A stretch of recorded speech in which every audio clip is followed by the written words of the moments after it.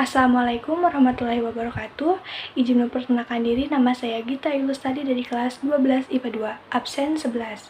Pada kesempatan kali ini saya akan menjelaskan isi kandungan Quran Surat Luqman ayat 13 dan 14 dan juga Quran Surat Al-Baqarah ayat 83.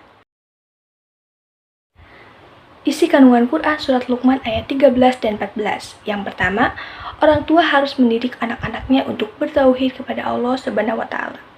Pendidikan ini yang paling utama, sehingga menjadi pendidikan pertama yang diberikan Luqman kepada anaknya. Dalam Quran Surat Luqman ayat 13 ini disebutkan, dan ingatlah ketika Luqman berkata kepada anaknya di waktu ia memberi pelajaran kepadanya. Dalam arti tersebut dijelaskan bahwa Luqman memberikan pelajaran kepada anaknya. Dan hendaknya setiap orang tua muslim mencontoh parenting dan pendidikan anak dari Luqman ini. Yang kedua, larangan untuk berbuat syirik. Pada Quran Surat Luqman ayat 13, Luqman berkata kepada anaknya, "Hai anakku, janganlah kamu mempersekutukan Allah. Sesungguhnya mempersekutukan Allah adalah benar-benar kezaliman yang besar." Inilah nasihat Luqman kepada anaknya. Inilah pelajaran utama yang diberikan Luqman kepada buah hatinya, yakni janganlah mempersekutukan Allah atau larangan untuk berbuat syirik. Yang ketiga, surat Luqman ayat 14 ini merupakan perintah untuk berbakti kepada orang tua atau birrul walidain. Dari ayat tersebut disebutkan, dan kami perintahkan kepada manusia untuk berbuat baik kepada dua orang ibu bapaknya.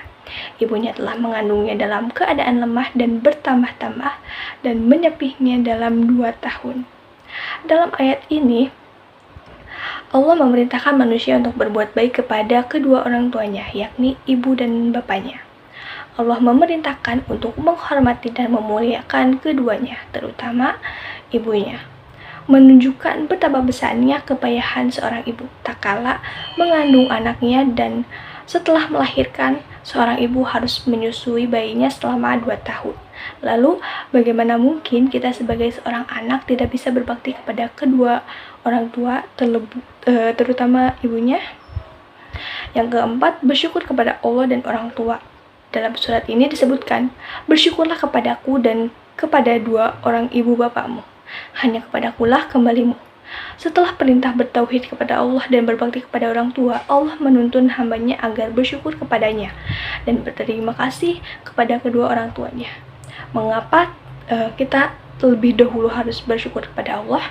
Karena seluruh nikmat dalam hidup ini adalah pemberian Allah, termasuk nikmat kasih sayang untuk orang tua. Sesungguhnya yang membuat orang tua mengasihi anaknya adalah Allah.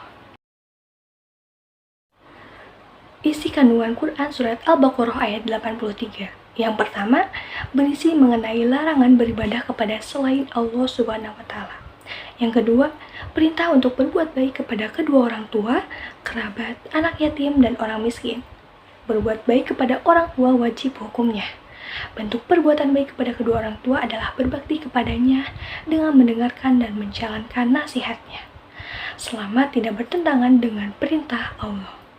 Selain itu, berbuat baik kepada kedua orang tua dapat dilakukan dengan menyenangkan hatinya, tidak berkata kasar, dan tidak menyakiti hati baik dengan perkataan, perbuatan, maupun dengan tingkah laku.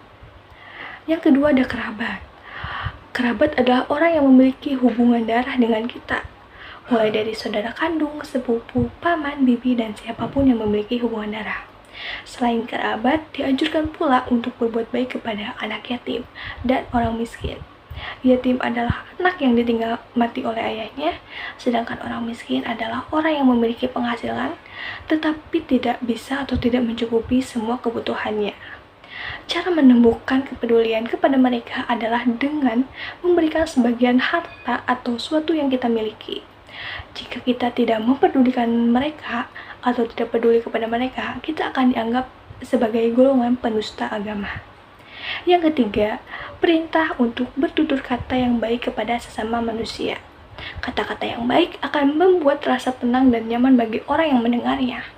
Dengan berkata baik kepada seseorang, orang akan merasa dihargai, sehingga akan timbul rasa hormat juga kepada kita. Sebaliknya, apabila kita keluar dari Apabila yang keluar dari lisan kita adalah kata-kata yang buruk, hinaan, celaan, atau kata-kata yang merendahkan orang lain, pasti akan membuat lawan bicara merasa kecewa dan sakit hati. Yang keempat, perintah untuk melaksanakan sholat dan membayar zakat. Sholat dan zakat merupakan perbuatan baik yang Allah wajibkan kepada hambanya. Di dalamnya ada banyak manfaat dan kebaikan yang besar bagi siapa yang melakukannya untuk orang lain. Sholat adalah bentuk ketaatan seorang hamba. Sholat juga bisa menjadi penolong bagi orang yang beriman, serta mencegah seseorang dari perbuatan keji dan munkar.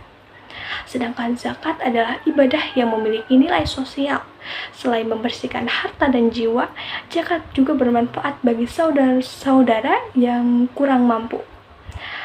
Cukup sekian dari saya. Mohon maaf apabila ada kekurangan atau kata-kata yang salah.